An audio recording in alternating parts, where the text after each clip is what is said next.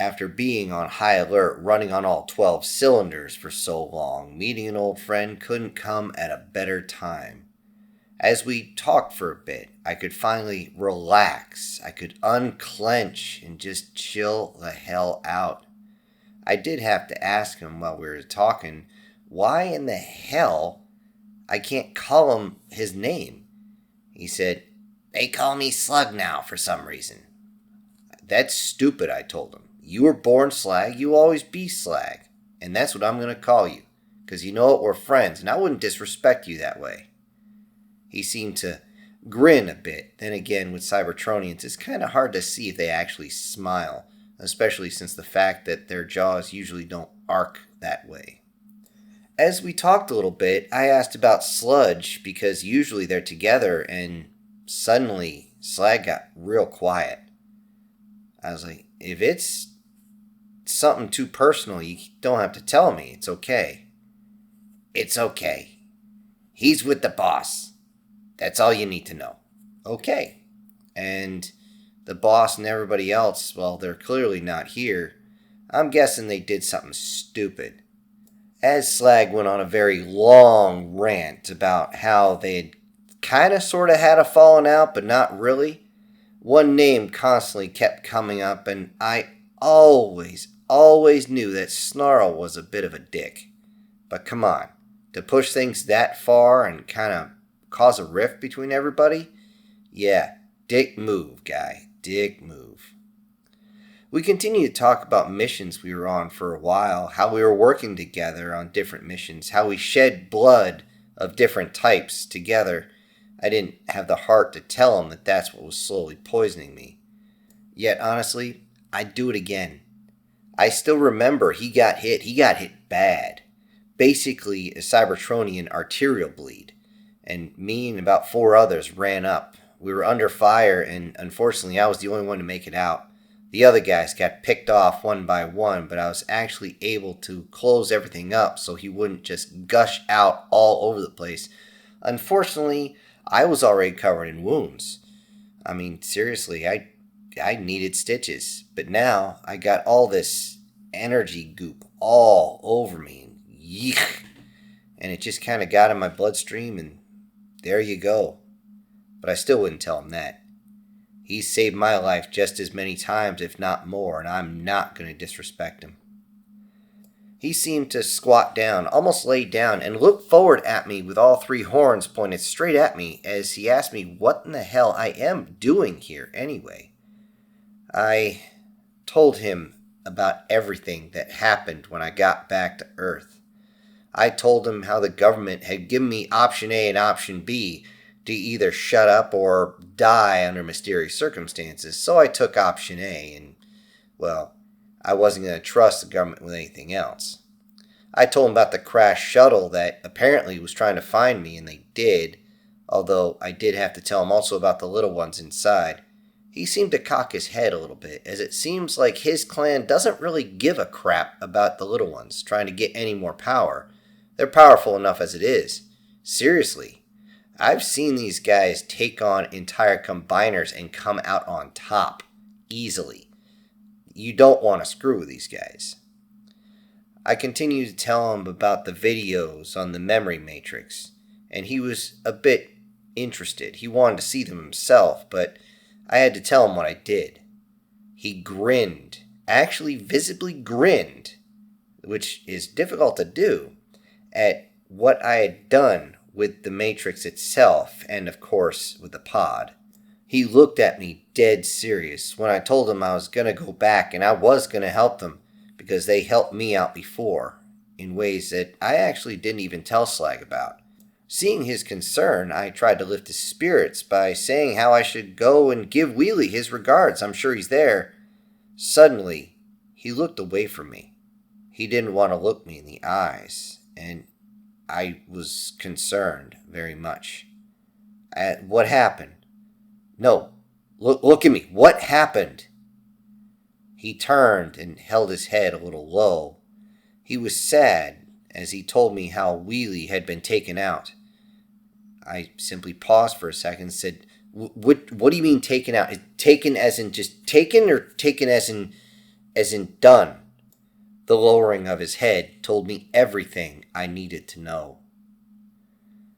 I tried to raise his spirits again by trying to bring up some jokes or something like that, talking about the good old days, and I would have spoken more, but my head started to get real weird, and the world started to get fuzzy.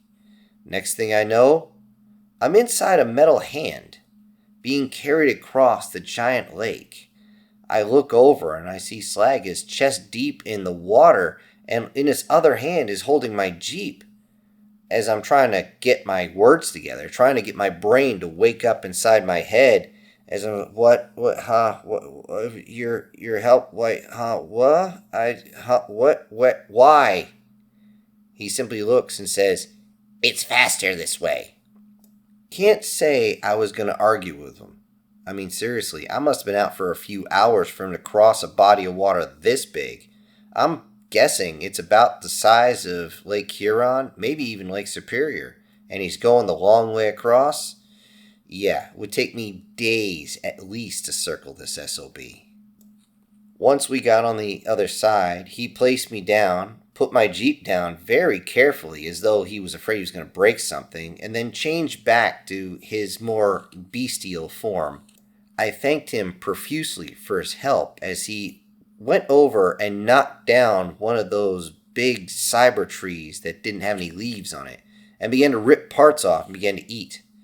I realized that he was just hungry. He burned a lot of energy going across, so I reached into my bag and pulled out a baseball-sized piece of synthetic goo. It's the same stuff we make on Earth. It's not the most natural thing in the world, but the look on his face and the way his eyes got really wide as he trotted over really quick, stopped right in front of me as I thought he was going to run me over, and then opened his mouth waiting for me to drop it in there. I gave it to him, and he closed his mouth and just seemed to enjoy the shit out of it. I know this stuff isn't good for him, but seriously, he enjoys it like a kid enjoys chocolate. Before leaving, he told me to be well. And then he continued by telling me that at least I'd be leaving the Primitives' land soon. I was glad for this. However, I still don't care for that name. I mean, I know it fits. I know this is where the so-called Primitives are. Those that supposedly don't have the intelligence and they change into some sort of bestial form like bugs or reptilians, or in one case a flying reptilian or some sort of mix between bird and tiger up there, whatever in the hell was with them. But hey, at least I'm out of here soon. Before I waved goodbye and headed out, he told me to keep an eye out for the big guy. I didn't know who he was talking about, but I had a sneaky suspicion. When he told me the name, I knew I had to look out for a giant T-Rex about the size of the frickin' Eiffel Tower. However, normally he's asleep, so I was just warned, don't wake him up. No matter what, don't wake him up. I thought, okay, should be easy to spot. However, I was surprised it wasn't that easy. In fact, I almost drove right on top of him, as I found him in some type of city mode instead of his big reptilian mode. It was strange. I looked at him, and he must have been here for a while. This cyber foliage, I guess you'd call it, is all blanketed across him. I would have totally missed it if it wasn't for the fact that he's purple and black, which clashes around with all the foliage and everything else around. Not to mention, he's basically a big plateau in the middle of nowhere. Thankfully, this meant with an extra few hours of driving, I could just get around him. When I finally saw the end of the primitive lands, I was glad to see civilization, and also it made me even more nervous. I was really glad I didn't have to walk this whole way. If I had to cross the primitive lands on foot, wow, it'd take me weeks to get this far, and I'd still have to worry about being a rat inside some sort of wall. It's going to still take me a while to reach the city, and I went in after dark hoping it'll give me some sort of cover. Immediately, I drove around and found a hole right on the edge and drove into it, and penetrated deep under the city I'm closer now, much closer to where I should have been dropped off. I still don't know why in the ever-loving snot rockets I got sent to the other side of this frickin' planet. But whatever. I met an old friend, and that's always good. I continued to drive as much as I could, pausing every so often to send out a pulse to update this map and see if I can get out of here. I kept moving as much as I could as I need to get on the other side of the city. I didn't need to stop in the city, but reaching the correct location would take a while. All I could think the whole time I came up to an intersection was, how the hell am I gonna get to my destination unnoticed? I may have already been caught once, but thankfully that was a friend of mine. What if they catch me now? Oh, crap. Of course, that will rattle your nerves for a while. I'm still in the Purple Clan's territory, and because of that, I can't be stupid. I might not be in their capital city anymore, but how in the hell do I get through? Looking out from an elevated position at one point, I noticed that I must be near the battle lines. There's a lot of personnel over on types of battlements, a lot of patrols going out on the ground and in the air. There's also weapons, a lot of big weapons, pointed in the direction, unfortunately, that I need to go. Looking around, I thought to myself, I need a plan. I need a good plan. Nothing half-assed is going to work. I can't just think on my feet like they do in some of those movies and everything's just going to work out. I don't have plot armor on me. This ain't going to work. The hardest part of all this, as I looked out through my binoculars, is going to be dodging the air patrols. They seem to have a pretty good schedule, making sure that they're keeping everything tight. With that, I pulled out my notebook and looked at my watch, and I began to look up to the fighters, and I began writing down their flying schedule. It was a little difficult at first to get it set up because this planet is actually on a 36-hour rotation, so the shifts are a bit different, a lot different than what we would do. I monitored them for days, writing everything down, and as I monitored them, I noticed a particular color scheme, something I hadn't noticed at first, and I wasn't sure if I was recognizing correctly. I thought to myself, no way. Is it? Could be. I looked at the graceful way the aircraft banked its way through its patrol, the subtle shifts in its ailerons, the fact that the purple color with light green accents are exactly in the right place. I studied it for several days before I said, it has to be. It absolutely has to be. My face stretched out to the point where it kind of hurt as I was happy to find another one that I know.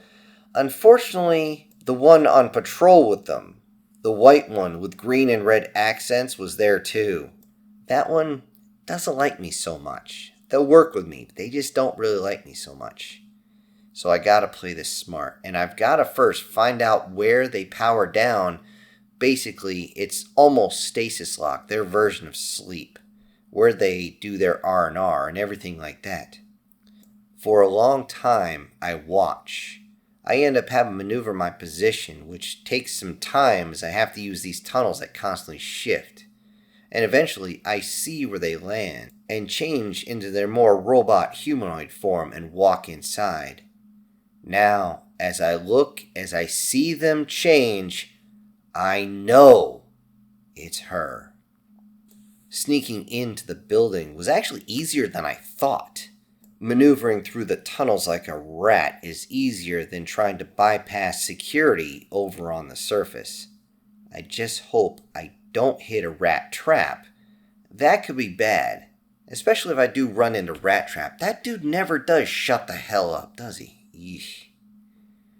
I find out where she likes to go to kind of be alone after a patrol. It seems as though what she likes to do is go get herself something to actually consume, and after hanging out with a couple of her buddies for a while, she goes back to her room.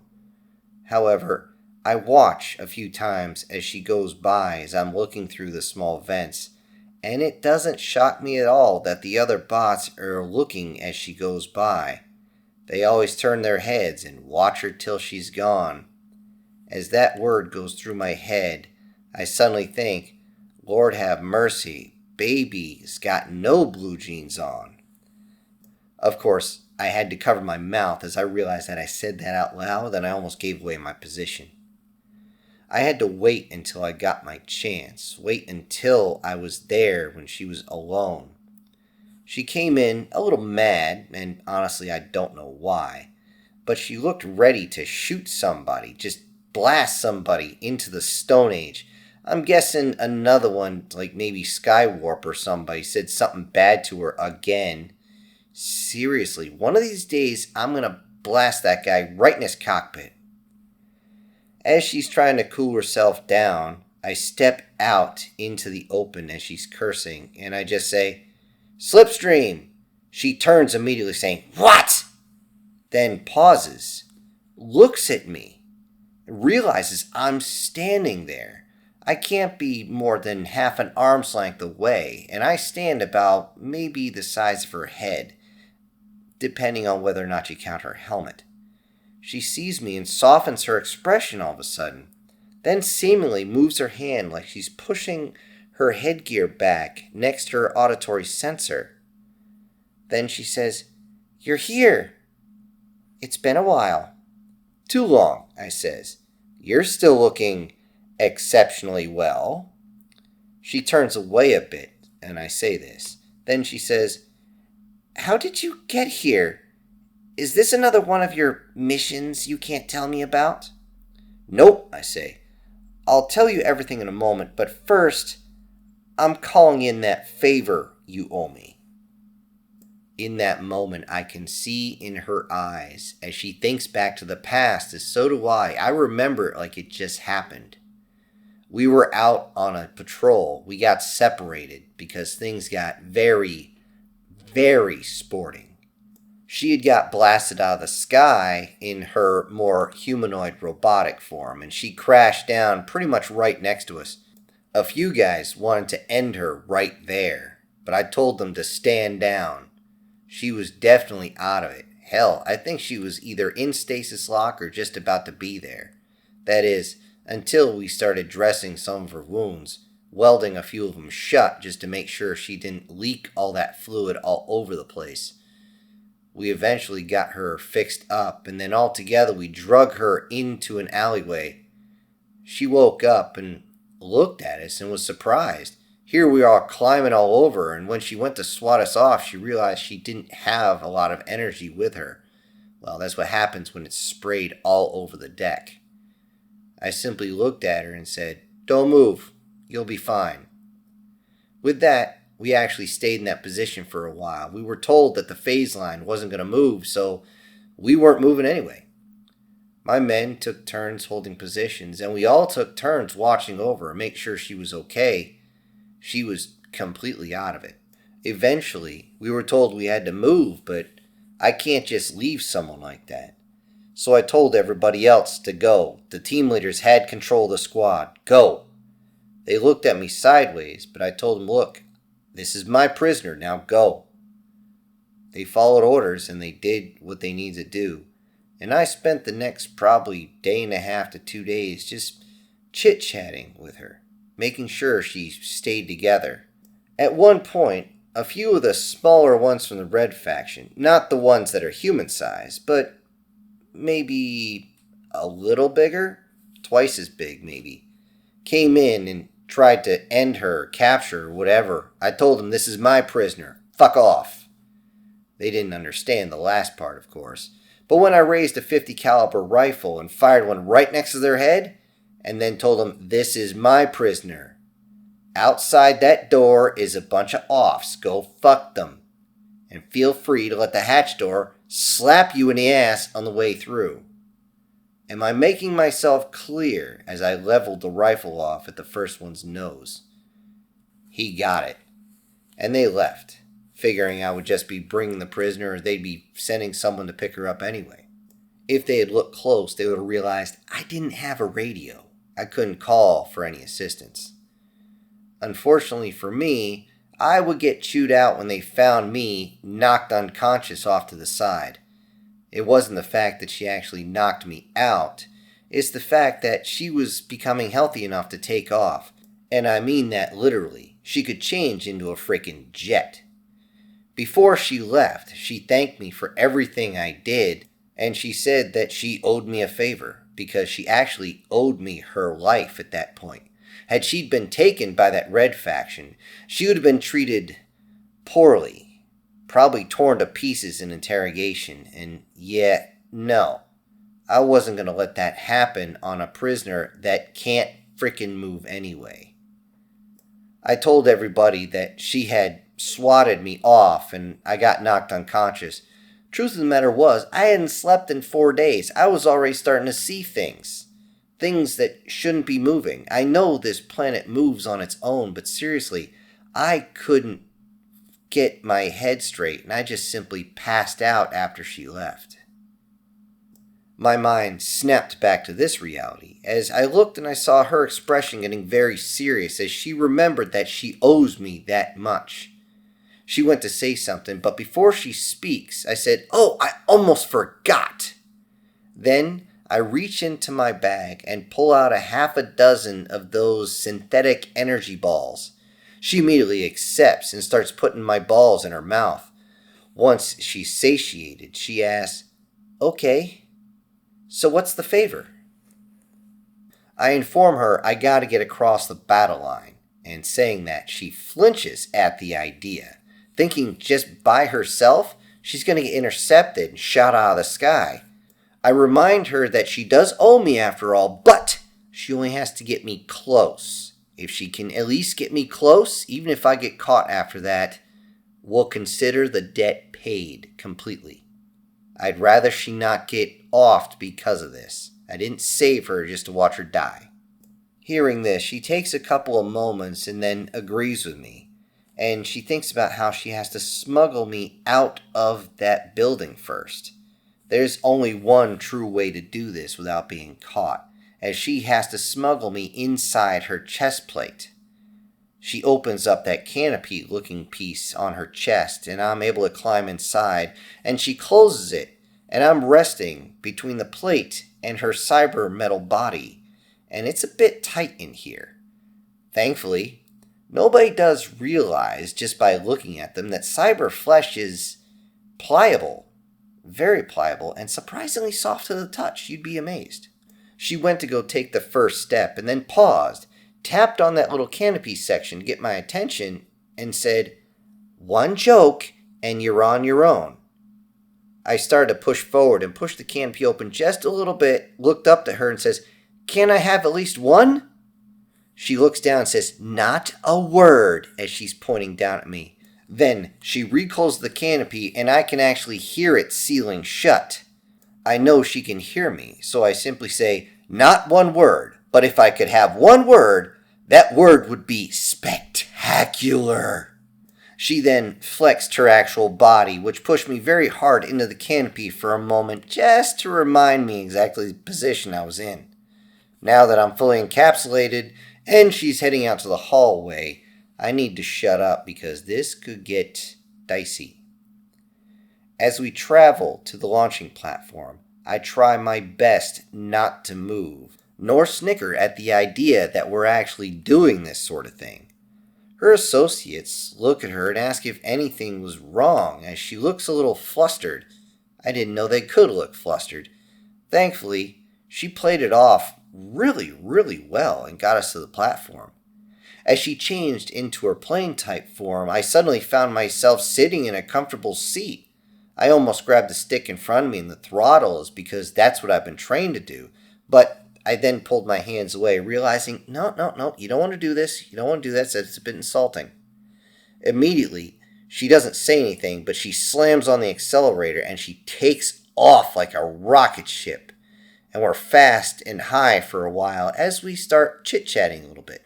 That's when I brief her about what happened when I got back to Earth, all the stuff that happened since then, the ship coming down, the Matrix, yada, yada, yada. And Slipstream actually shows interest in joining me.